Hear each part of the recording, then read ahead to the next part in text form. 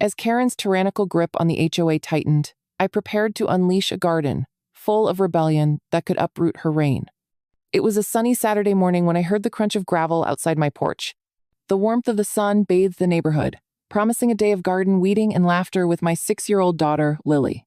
But as I turned to see the source of the disturbance, my heart sank. Karen, the self-appointed queen of our Homeowners Association, stormed up my driveway like she was marching into battle. Her arms were crossed tightly over her chest, and her stern, commanding features were set in a scowl that could curdle milk. "That grotesque creature is unacceptable," she declared, her fingers stabbing the air like a dagger, aimed for my heart. I felt a knot tighten in my stomach, realizing my whimsical sense of decoration was about to lead me into a war I never sought. My beloved ceramic garden gnome, Charlie, had been a staple of my yard for years. Painted in cheerful blues and greens, he smiled broadly at passersby, his welcoming posture inviting families to pause and share a moment of delight. To Karen, however, he was no more than an eyesore invading the pristine landscape she envisioned for our neighborhood. As she berated me, I glanced behind her at Lily, who watched with wide eyes, innocence written clearly across her face. I wanted nothing more than to shield her from the ugliness of the confrontation brewing. "Do you have any idea how many complaints I've gotten about that gnome?" Karen continued, her tone growing more self-righteous by the syllable. "You can't just throw any old decoration in the yard. It's against our HOA regulations." Her voice dripped with bitter entitlement, as if she believed she was the arbiter of beauty and taste. I took a deep breath, reminding myself to stay grounded. My heart raced at the thought of the fines she hinted at, the kind that could threaten my family's financial stability. I squared my shoulders, unwilling to let her dictate how I decorated my own home. "I'm happy to hear your concerns, Karen," I said, trying to keep my voice level. "But I'd like to see the evidence of my alleged violation. What are the specific rules I'm breaking here?" My heart pounded fiercely as I awaited her answer. I had learned long ago that standing up to her was like playing a game of chicken, where I was determined not to flinch.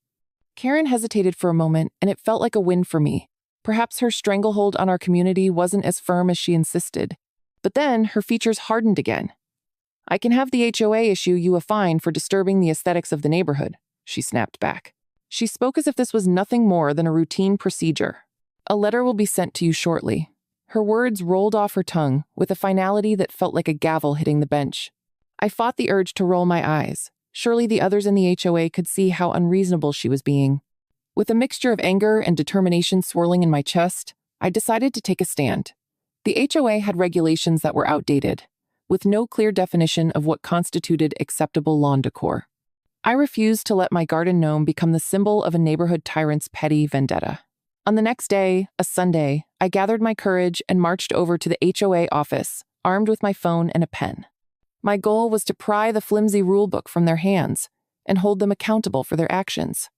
As I sat down in the stark fluorescent-lit office, I casually observed the other residents who trickled in each of them appear to carry their own burdens, just like me. I shared a few stories with them, building connections that only deepened my resolve to challenge Karen's authority. Every tale reinforced my belief that Karen's campaign of oppression had to come to an end, and when I finally glimpsed the HOA's rules, I couldn't believe my eyes. They were vague, outdated, and full of arbitrary exceptions. When I returned home, I felt emboldened, and Lily sensed the shift in my spirit. "Are we going to keep Charlie, Mommy?" she asked, tugging at my sleeve with hopeful eyes. I gave her a warm smile. "Absolutely, sweetheart. Not just Charlie, but everything that makes our home our own." I knew I had support from a few other neighbors who had faced Karen's wrath before. Together we could ignite change, challenge the fines, and stand united in the face of an entitled bully. Determined to fight back, I devised a plan. Together we would draft a petition, gathering the signatures of our like-minded neighbors who felt oppressed by the HOA's overreach. I contacted them one by one, reminding them that we were part of a community built on shared experiences, mutual respect, and the joy of individuality. As the sun set on that vibrant Saturday, I felt a thrill of hope rising within me. The stage was set for a showdown against the HOA that I was willing to embrace. This was just the beginning. I had no intention of letting Karen win. Little did I know, as I fell asleep that night with visions of gnome parties swirling in my head, the war would escalate far beyond lawn decor, and I would soon uncover layers of betrayal within our idyllic suburb. What would my neighbors do when the stakes were raised higher than they had ever imagined? Days later, as the sun began to set and the golden light flooded into our living room, I heard the unmistakable sound of the mail slot thudding shut. I walked over, eager to see what kind of correspondence awaited my eyes. But my stomach twisted uncomfortably as I spotted the crisp, official envelope marked with the HOA's insignia. The moment I slid it open, a chill ran down my spine. The letter from the HOA was a proclamation of war, warning that my whimsical garden gnome contravened neighborhood standards in vague, menacing language. Confusion and dismay mingled in my gut as I read the ominous lines, each word drumming home the absurdity of it all. How could a gnome, a symbol of cheer and nostalgia, be deemed unacceptable by the very people I shared a community with? Driven by frustration, I immediately resolved to confront this injustice. I dialed the HOA's number, my fingers trembling on the phone. After what felt like an eternity trapped in a labyrinth of voice prompts, I finally reached a human being. Calmly, but with a sense of urgency, I asked for evidence of my alleged violation. The representative's response was as frustrating as Karen's outburst days before. She stated that the HOA would produce the relevant documentation in due time. My heart sank as I imagined stacks of outdated bylaws, generously interspersed with the whims of one discontented woman bent on imposing her taste on our neighborhood. A few days later, I arrived at the HOA office, resolving to face the absurdity head-on. As I entered the dull, fluorescent-lit room, the stale air filled my lungs with a mixture of anticipation and dread. The representatives, seated behind their imposing desks, had expressions that mirrored the strictness of their rules. When they handed me the rulebook, I expected something concrete, something that would validate the claims against my property. Instead, I found an archaic set of guidelines so vague and outdated, they seemed like relics of a bygone era. They could have applied to anything in our yards, from flamingos flirting in the sunlight to bird baths that offered thirsty birds a cool dip. It was a remarkable gap that allowed all kinds of creativity or, conversely, oppression. As I flipped through the brittle pages, I secretly chuckled at the ludicrous examples cited. At one point, I spotted a passage about the color of mailboxes, which, in my eyes, confirmed that these regulations were penned by someone who had lost touch with reality. With each line I scanned, it became easier to disregard the HOA's overreach. It wasn't just Charlie, my garden gnome. This was about standing up for creative expression in a community that felt increasingly claustrophobic under Karen's watchful eye. The realization dawned on me I was not alone in my frustration. Fueled by that realization, I decided it was time to gather support. I reached out to some of my neighbors, many of whom shared my fondness for whimsical decor. Mr.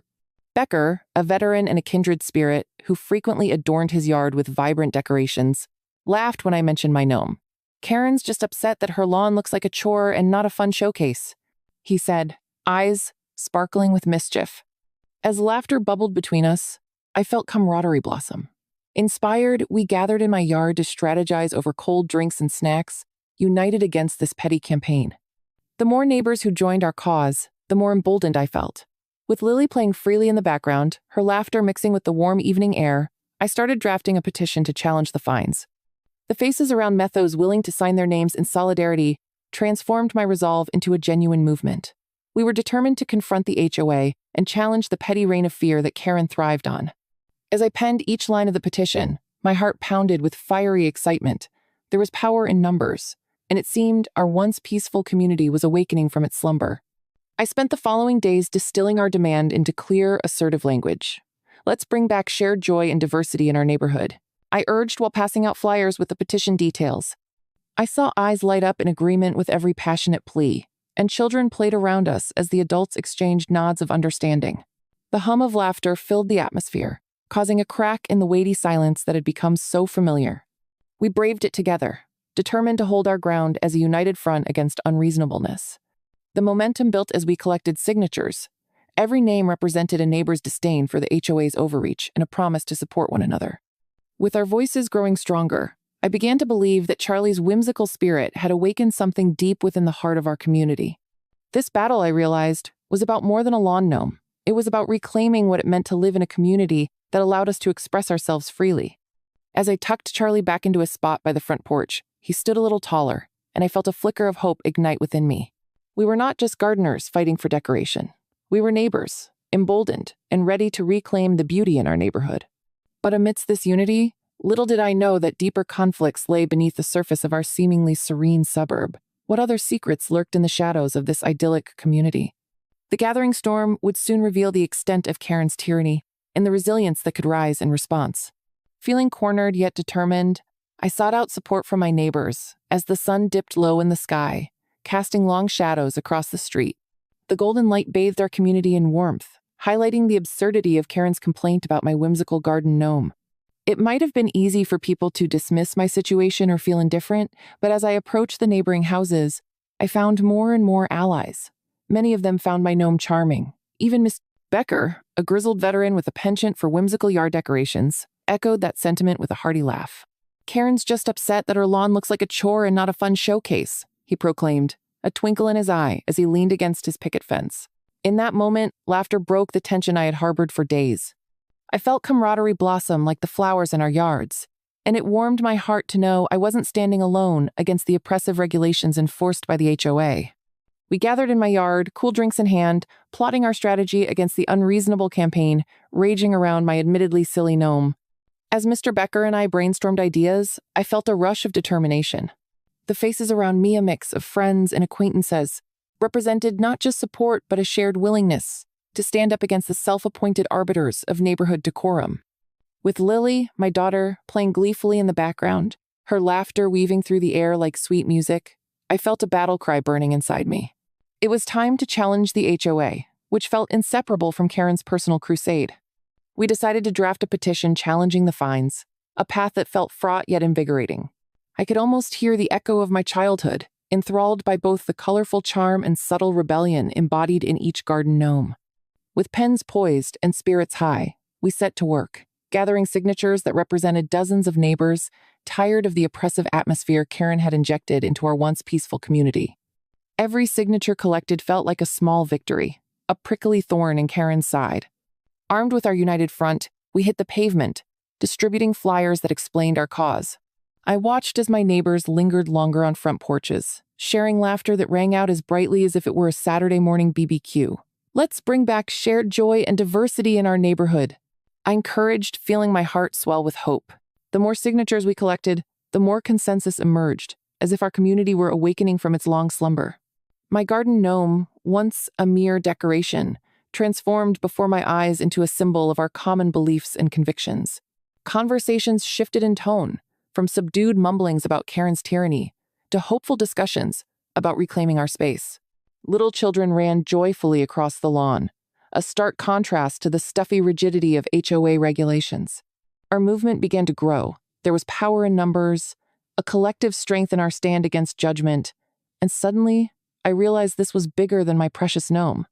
This was about reinforcing the values of individuality, creativity, and welcome in our lives. I channeled that realization into action, really digging into the foundation of the HOA's rules. We needed a solid argument against the fines, something that resonated not just with the board, but also with the heart of the community. I quickly organized another gathering, this time inviting neighbors directly affected by Karen's prior complaints. We swapped stories of her overreach, confirming the extent of her self-righteous crusade. Each anecdote chimed together like a well-composed symphony of rebellion against a shared foe. As we gathered evidence of Karen's previous complaints against innocent neighbors, it ignited in me a passionate resolve, a flame that grew with each story I heard. We began to compile a list of not only the complaints, but also how they had been handled, or mishandled, by the HOA. The realization hit hard. We weren't just fighting a battle for my lawn gnome. We were standing against a deeply entrenched sense of entitlement that was spiraling out of control. Our evidence-detailed accounts, signatures, and stories became our weapon, a means to dismantle the fear she cultivated through her self-elected authority. As I sat back, surveying my yard filled with bloomed flowers and potted plants, I saw Charlie, my gnome, peeking out from the bushes, filled with playful mischief. It didn't matter how Karen viewed him. He had encapsulated the spirit of joy and whimsy that defined our community. As days passed, the petition morphed into a clarion call for change that no one could ignore. We were ready to challenge the system that had let Karen dictate the value of beauty in our neighborhood. But amidst this unity, little did I know that deeper conflicts lay beneath the surface of our seemingly serene suburb, and I had no inkling of the intensity our battle would soon take on. Would we be able to confront the HOA without backlash? The gathering storm would soon reveal the extent of Karen's tyranny and the resilience that could rise in response. As I prepared to contest the fines at the next HOA meeting, I wanted to not just make a statement, I wanted to be a spectacle. The sun shone brilliantly overhead, illuminating my front yard as I planted colorful flower pots filled with bright blooms next to my garden gnome, Charlie, who wore a permanent smile etched on his ceramic face. Inspired by a whimsical spirit, I decided to decorate with more gnomes, expanding my small rebellion into a jubilant garden of mischief and color. The thrill of it surged through my veins as I imagined the look on Karen's face when she arrived at the meeting, unprepared for this show of defiance. As the days ticked away towards the meeting, I arranged the gnomes in playful posazone of them, even became a part of a scene where he appeared to fish from a flower pot. My garden transformed into an enchanting display that would challenge the stifling grayness of the HOA rules. Each new gnome felt like a small act of rebellion, a bold retort to the suffocating order Karen imposed on our neighborhood. I invited neighbors over to marvel at the transformation, their laughter resonating like sweet music that washed away the stress I had held onto for far too long. The night before the meeting, hardly able to sleep, I went outside to admire my handiwork. The moonlight danced across the gnomes, making them look like tiny sentinels standing guard over my bravely decorated lawn. I could almost hear them whispering encouragement. "Stand your ground. You've got this." The mere thought of facing the HOA and Karen filled me with adrenaline. I was no longer the timid sprite of last week, cowering against injustice. I had become a warrior for fun and creativity, armed not just with gnomes, but with the unwavering support of my neighbors. Finally, meeting day arrived, and I could feel the tension in the air as I made my way to the community center. Arriving early, I quieted my nerves by breathing deeply, a tactic I had learned from yoga classes I rarely attended.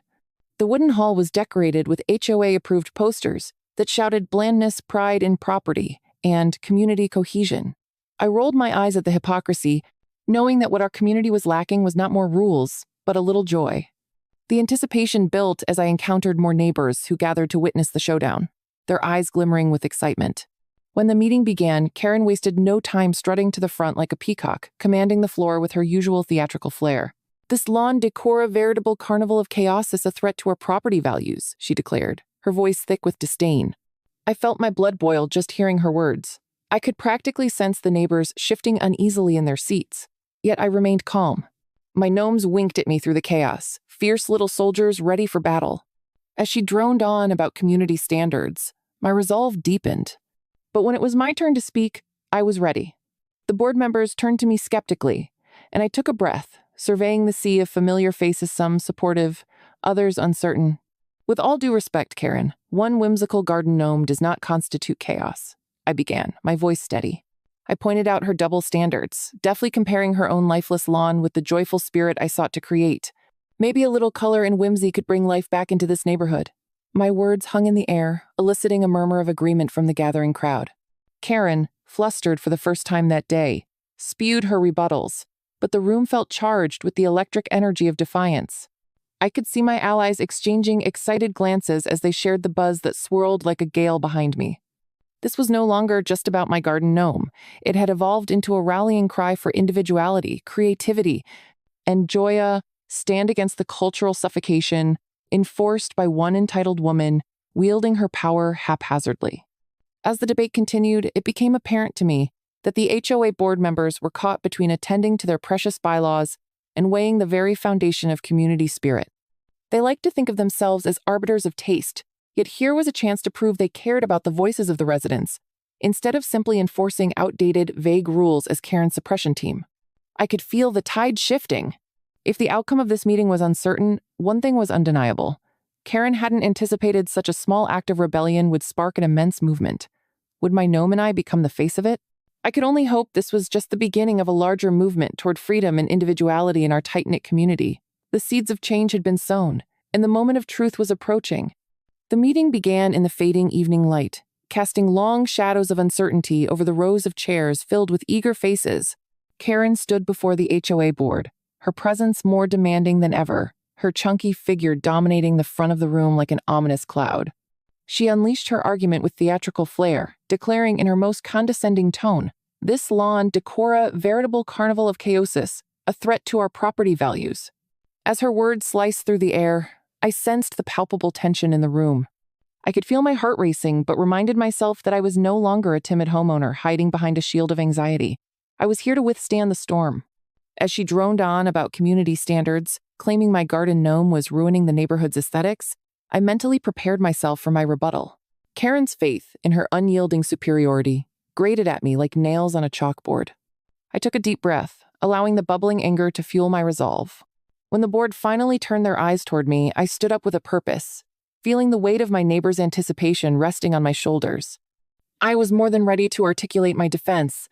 Karen, with all due respect, I began, my voice steady yet carrying an underlying current of intensity.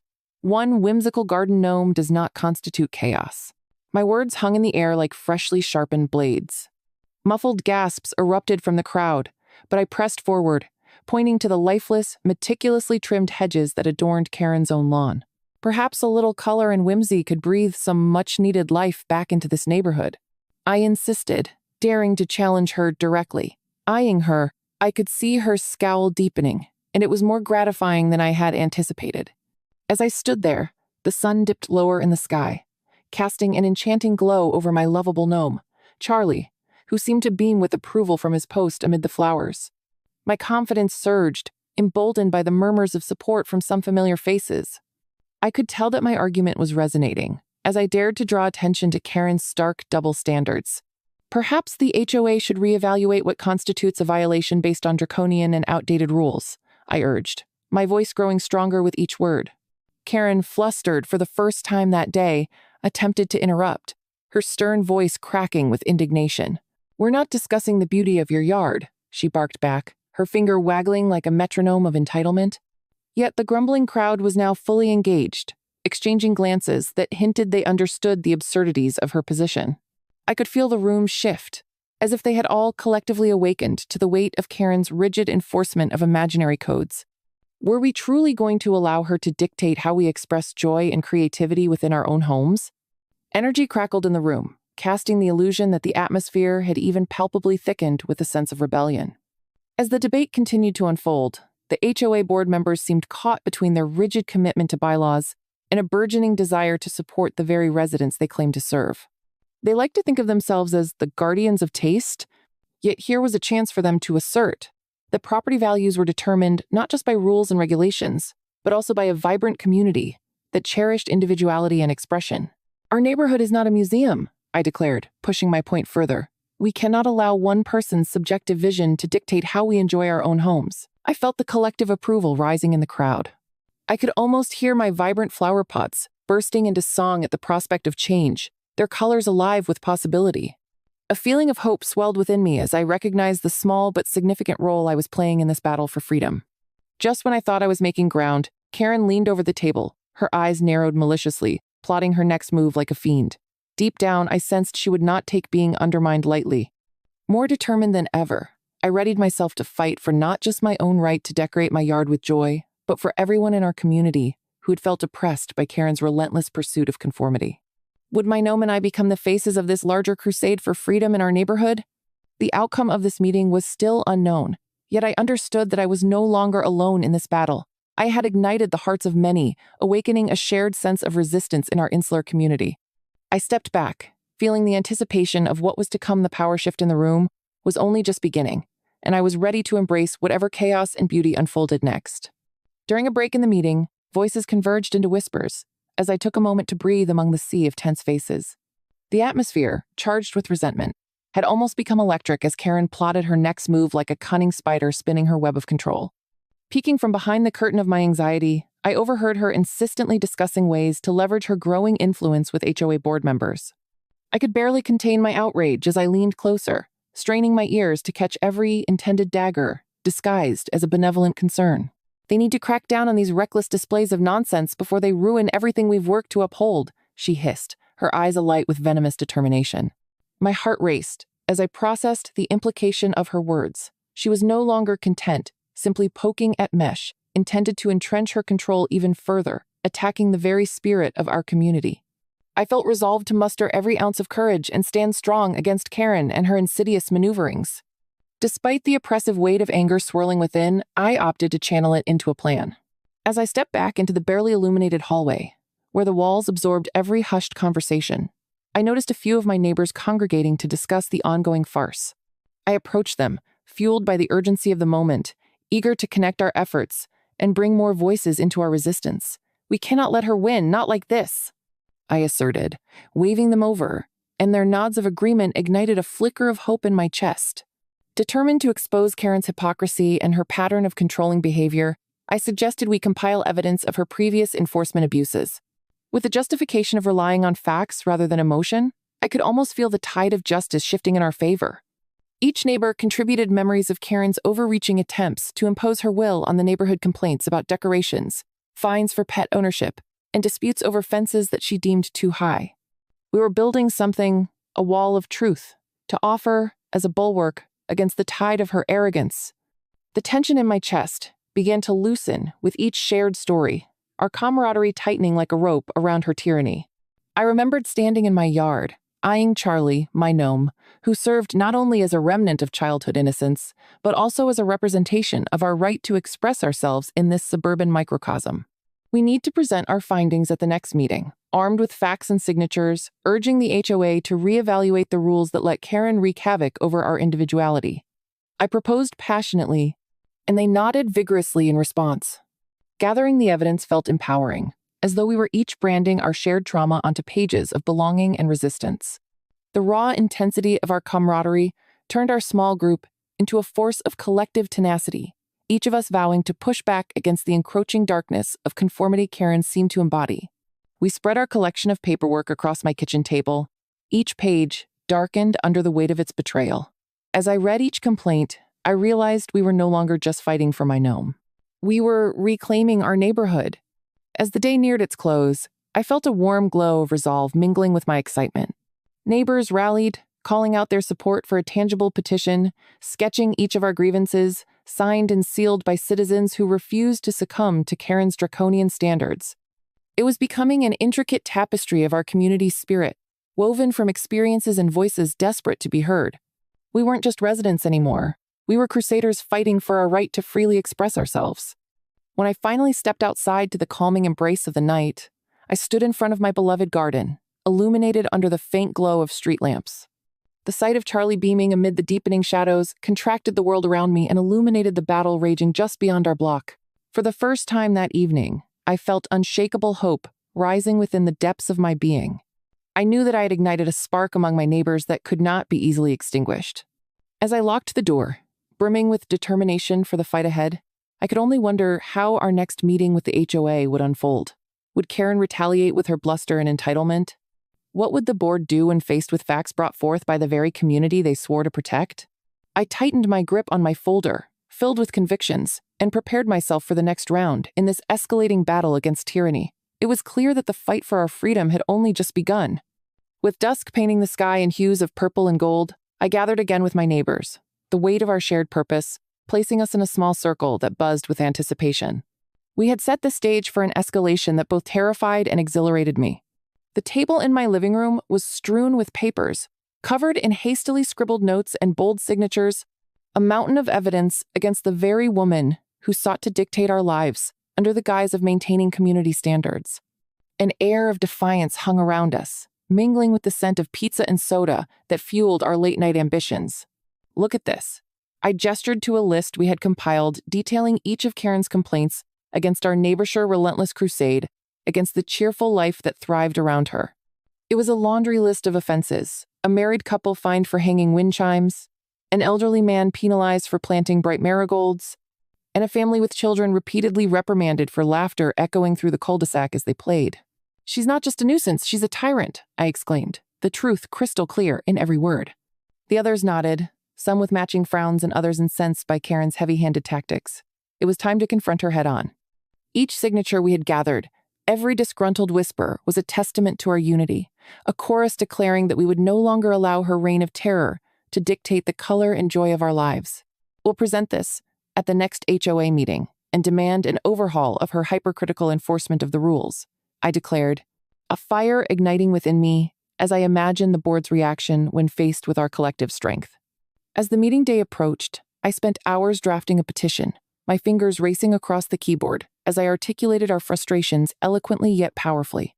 The words dripped with emotion, yet were laced with the weight of legit was a battle between whimsy and oppression, and I was determined to convey that at the meeting. I described how my modest garden gnome wasn't just decoration. It symbolized our freedom to express individuality in a neighborhood threatened by Karen's obsessive quests. In that tumultuous week, I routinely found myself silently rehearsing what I would say. As night fell, and I sought refuge in the sanctuary of my garden, surrounded by blooming flowers and the twinkling glow of fairy lights, I envisioned myself captivating the board, wielding my words like armor against Karen's incoming verbal assaults. I wondered if they were aware of just how much we had documented her overt self-interest, under the ruse of protecting community values. Perhaps they had also received complaints from others, even if they remained distant from me. On the day of the meeting, I felt my pulse racing, the anxiety swirling amid the buzzing fluorescent lights above. I arrived early, mapping out the seated positions of board members' composed figures, clothed in suits and pressing brows, seemingly oblivious to the rift they had allowed to fester in the community. I clutched my folder tightly, bolstered by the knowledge that not only was I fighting for my beloved gnome, but for a larger stand against stifling conformity that threatened to choke the life from our vibrant neighborhood. As the meeting commenced, the tension was palpable, punctuated only by the occasional cough and click of pens. Karen wasted no time presenting her argument, standing tall with a pointed finger, her stern face proclaiming herself the guardian of our suburban values. "There is a standard we must uphold," she declared, her voice ringing with authority as she scrutinized my yard and its decoration. I barely heard her. Thoughts swirled about how to strike back, the atmosphere thick with a smoldering tension that begged for a fuse to ignite it. Then I stood, every eye on me, and as Karen flicked her gaze in my direction, I felt a surge of boldness. "Ladies and gentlemen, we stand here today not just to defend one garden gnome, but to reclaim our community's spirit." I paused dramatically, taking in the gasps that punctuated my declaration, while Karen's eyes narrowed in protest. "We have compiled evidence illustrating Karen's pattern of overreach, her oppressive grip suffocating our right to expression. This cannot continue. We require a reconsideration of the rules that allow such tyrants to rule by fear." My voice, once trembling with uncertainty, now echoed with tenacity. With each assertive word, I sensed an undeniable shift in the room, a crack dancing through the tight mortar of Karen's facade as I leaned into the passionate reason that fueled our cause. We weren't just standing against Karen, we were championing a future where individuality found a home within our shared spaces. Little did I know, the true challenge awaited us in the aftermath, where layers of bureaucracy and unexpected revelations would threaten to bury our burgeoning rebellion beneath the weight of their own secrets. As the afternoon sun settled lower in the sky, casting long shadows across the meeting room, I could feel the crackling tension enveloping us all. The atmosphere buzzed with barely contained energy as residents of our once peaceful neighborhood filed in, each holding their breath, waiting for the fireworks to begin. I could see Karen's trademark stern features already thawing in anticipation of her next victory against me. Little did she know, I had brought not just my gnome to this showdown, but a whole battalion of evidence and neighborly support. I stood up when my name was called, clutching a hefty folder filled with documents and signatures. "You've all seen the emails and heard our community's voice in past meetings," I began, addressing the HOA board and the sea of familiar faces. "But today, we're here to give a voice to the silent dissent against Karen's reign of terror. Each document in my hand stands as a testament to the oppression we faced as residents under vague, ambiguous rules." I glanced sideways at Karen, who rolled her eyes as if my words were merely whispers in a windstorm. With a rush of adrenaline, I launched into my presentation, unraveling the tale of one garden gnome that had apparently turned our pristine neighborhood into a site of anarchy. First, I recapped the battalion of complaints, countless emails and letters from our neighbors, detailing how Karen's obsessive pursuits for conformity turned joy into fear. Wind chimes, colorful mailboxes, playful decor are just expressions of life in our community, I exclaimed, my voice echoing against the sterile walls. Karen shifted in her seat, a scowl plastered across her face as I continued to peel away layers of her condescending arguments. I cited the outdated regulations she used to justify my fines, laying bare the absurdity of applying archaic rules in an otherwise vibrant contemporary neighborhood. "We aren't in some kind of Victorian age, are we?" I quipped, and a few muffled chuckles rose in support from the audience, giving me a boost. As I laid down the final pieces of evidence, petitions, testimonies from neighbors who felt victimized by their own homes, I could feel the tide turning. The board members exchanged uneasy glances, their faces reflecting confusion mixed with the dawning realization of the community's stance.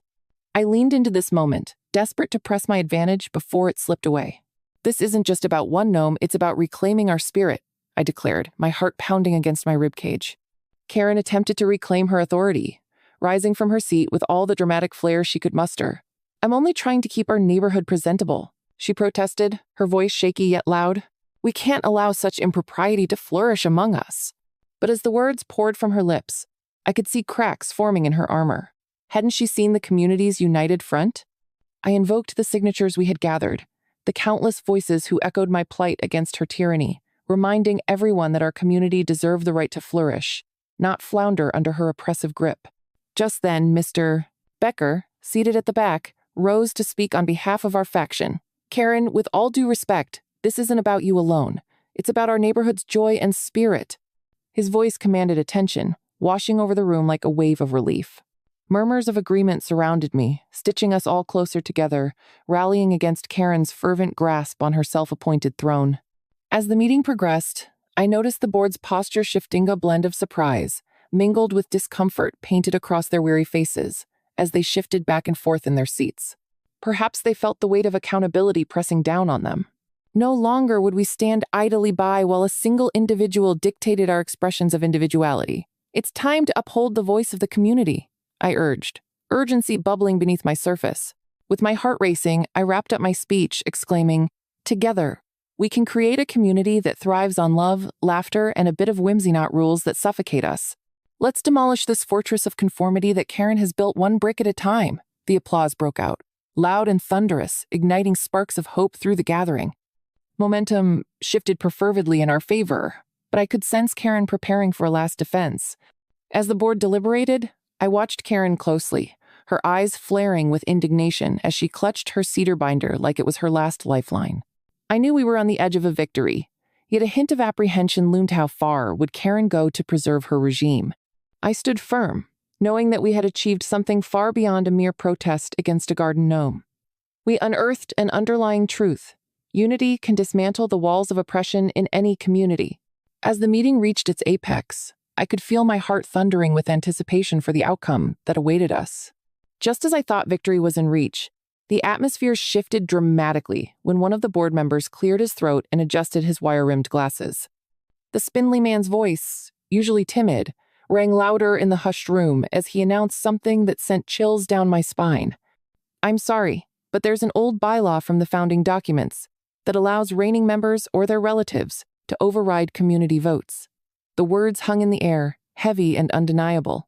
Suddenly, the glee that had surged through me like a shock of electricity began to sputter and fade. My heart raced as if I had been punched in the gut. Karen's thin-lipped smile twisted into something triumphant. And it was then I realized this wasn't just a petty squabble over a gnome. It was a revelation of the entrenched favoritism that had given her power. Who could have known that this plump, stern-faced woman, who prided herself on her supposed commitment to the community, had such roots that tangled deeply within our neighborhood's governing body? Despair clawed at my resolve to resist, but I refused to let fear take control. My voice trembled slightly, but I stood tall, unwilling to show my weakness. "Are you honestly telling me that this entire community could be overridden by a few select individuals?" I asked, my brows furrowing together in disbelief. Shocked gasps erupted from neighboring residents, some exchanging horrified glances. I could see that Karen's self-satisfied expression had begun to crack ever so slightly, revealing a more frantic side of the woman who always seemed in total control. The walls around us bore witness to the stranglehold she and her allies had on our lives. How could we allow such a backward rule to continue to exist in the times we lived in? The board member continued to drone on about the details of the law, but I could barely focus on his voice anymore as I ruminated on the implications. This bylaw loomed over us, a gavel poised to crush our collective dreams of a harmonious neighborhood. Would Karen manipulate her connections to bury any chance for the community to rebel against her? Just when I had thought that we were onto something turning tide, a much-needed victory, we were suddenly awash in trepidation. Yet amid the uncertainty, I could feel a spark igniting behind me. Muffled murmurs grew into a chorus of voices, and it became evident that my neighbors were rallying. "This is ridiculous! We can't let her do this!" shouted Mr. Becker, the veteran who had consistently backed my position. His booming voice echoed off the walls, igniting a fire within everyone present. Expressions of defiance flashed in the eyes around me, and I clutched my gnome protectively, thinking how it had become a symbol of our fight. I took a deep breath, pushing through the thick tension that hung like fog in the meeting room. This community was built on the ideals of openness and togetherness, not on arbitrary decrees meant to stifle joy. I shouted. Even amid this sudden disarray, a sense of unity swelled within me, urging me onwards. If this bylaw exists, it's clearly outdated. We're not living in a dictatorship. The weight of my words resonated, causing some heads to nod vigorously in approval. Neighbor after neighbor began to speak up, collectively adding to the rising volume of dissent that filled the room. Karen fidgeted in her chair, her once stern composure cracking like an echo of cobwebs being brushed aside. Murmurs of despair echoed against her intent to keep our community in her iron fist. I noticed board members snickering behind their hands as they realized that we were beginning to unite against her, their previous lack of engagement replaced by genuine interest in the outcry. Perhaps they hadn't anticipated this would happen, that a common cause could breathe life back into a community, stifled by one self-serving individual. As our voices built into a crescendo, I suddenly recognized the resolve spreading like wildfire among us all. Let's demand a review of these bylaws. We shouldn't allow 1% the likes of Corrento dictate the lives of this entire community. I called out, punctuating my plea. The intensity of my emotions shook me to my core. It might have been a simple gnome, but what it symbolized, a rebellion against the chaos of outdated rules and oppression, was of great significance. The board members exchanged nervous glances, sensing the overwhelming desire for change radiating from the crowd. I could see that momentum was shifting, but still I had to be cautious. Would Karen pull more strings to regain her control, or was this truly the turning point we had fought so hard to reach?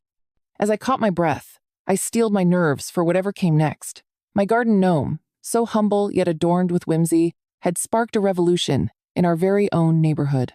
With the shadows lengthening as the evening sun dipped lower, would we finally dissolve the barriers separating us from true freedom? What awaited us in this battle against the HOA and everything Karen represented? The sun had finally set, casting a dusky glow over the community center where the HOA meeting was set to unfold. I took a deep breath, the air thick with tension and anticipation. As I entered the room, the chairs filled with my neighbors buzzed with muted conversations, all of them eager to support me in our struggle against the tyranny of Karen and her privileged clique. A sense of solidarity enveloped me, thick and nurturing, encouraging me to take a stand and reclaim our neighborhood. When the board members called the meeting to order, I felt the eyes of the community upon me, their hopes resting on my shoulders. I glanced at Karen, her face a mask of feigned innocence, as if she hadn't conjured this entire storm over my beloved garden gnome. I knew that I wasn't just defending my right to decorate my yard. I was fighting against the oppressive nature of rules being wielded like weapons against creativity and individuality. My heart raced as I recalled the absurdity of her grievance after all. This was a battle fought over the whimsical positioning of a gnome that had brought smiles to many faces. As the meeting progressed, I waited impatiently to be recognized, tension coiling tightly in my chest. Then, when my turn finally arrived, I took a deep breath and stepped forward. I felt the weight of the gavel banging on the table, and each knock resonated like a drumbeat in my chest. I want to address the hidden bylaw that has allowed you to silence us, I announced boldly. The stunned expression on the board members' faces told me I had struck a nerve. I could feel Karen shifting uncomfortably in her seat, her demeanor visibly fraying as I continued to outline how this archaic rule should not govern us. With each word, I exposed the hypocrisy that lay at the foundation of this Homeowners Association. My voice grew strong and unwavering as I pointed out that the bylaw allowing select members and their relatives to bypass community votes not only undermined our unity, but was an affront to our progress as a neighborhood. The color drained from Karen's face as the truth began to settle like lead in the air. I could hear whispers of solidarity spreading through the crowd, their hesitant excitement transforming into a collective determination to bring about change. Fueled by the spirit of unity, I moved to present my evidence, our petition signed by dozens of neighbors objecting to the outdated rules. I laid it all on the table, literally and figuratively. Here is the voice of our community, I said, gesturing to the stacks of signatures that represented a chorus of discontent. As I looked at my neighbors, their expressions mirrored my resolve, and I found myself invigorated by the recognition of shared hopes and desires. More and more voices rang out in agreement. "We need change," they shouted. The energy in the room shifted dramatically, my speech lighting a fire in everyone present. Karen struggled to regain her footing as she interjected with wild accusations, claiming that we were disrespecting the neighborhood's decorative integrity. But the once solid ground she tyrannized upon was now littered with cracks of dissent. I watched as the HOA board members, who had remained silent up to this point, began to lean forward, their attention drawn to the palpable energy in the air. Suddenly, they found themselves surrounded by a community demanding transparency, the chance to reshape the very rules that had been weaponized against them. One board member stood up, visibly shaken by the communal spirit throbbing through the attendees. "Perhaps it's time we reconsider the bylaws that govern our neighborhood," he said, his tone thoughtful. As if a dam had burst, voices erupted in agreement, waves of enthusiasm lapping at the walls. They voted to break from the archaic traditions that had sustained the bitter regime led by Karen. Finally, the tide had turned in my favor, and I could hardly believe that this was unfolding. When the board recessed for deliberation, the anticipation made my skin tingle. As I stood by my gnome in the yard that evening, feeling the cool breeze wash over me, I embraced the unity we'd ignited. It was exhilarating to think about the possibility of lifting the stigma that had clung to us like fog, of finally shaking off the weight of fear that Karen had imposed. My gnome, once a target of ridicule, now stood as a bold symbol of defiance against our oppressor, ready to reclaim its place in the sun. Just as I had hoped, when the board reconvened, the vote was overwhelmingly in my favor. With cheers erupting from the crowd, each vote symbolized not just the victory over fines, but a reversal of Karen's authoritarian reign. I beamed as I realized that the HOA had agreed to a revision of the outdated rules, which meant my gnome would not only return, but be celebrated instead. Karen's protest fell on deaf ears, her bitterness filling the air as the community united to celebrate this pivotal moment. After the meeting, I returned home triumphant, feeling a deep sense of accomplishment swelling within me. I carefully placed my gnome back in the yard, positioning it so it stood proudly among my blooming flowers, adorned with a fresh coat of paint and bright at its core. "You won, buddy," I said with a grin. It was the beginning of a new chapter, filled with laughter and creativity, where the spirit of our community would thrive, free from the shadows of Karen's oppressive regime.